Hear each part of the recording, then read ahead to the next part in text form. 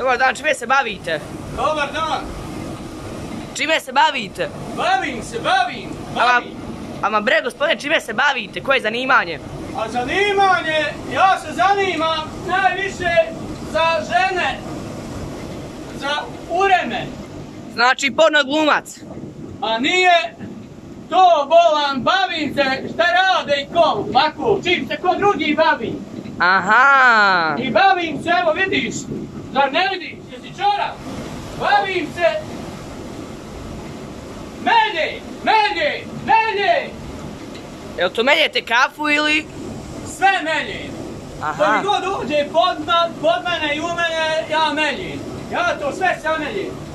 Pa dobro ste na gospodine ako meljete sve živo. Sve živo meljem, evo vidiš, more melje brzo, more melje malo sporije. Pa kako vi volite, brže ili sporije?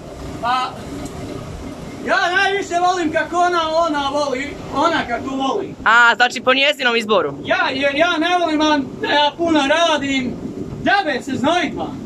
Ja da se znojim, nisam budala jer. Aha, pa pametno. Pametno, da bome da je pametno.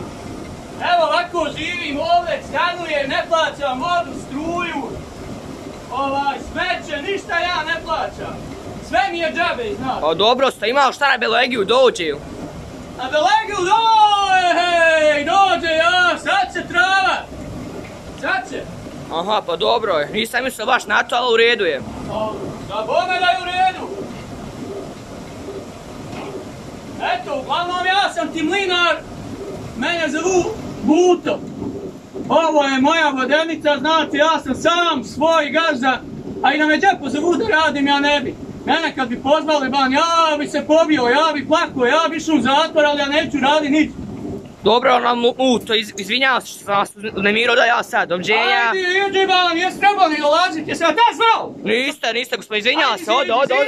Ćao. Aj.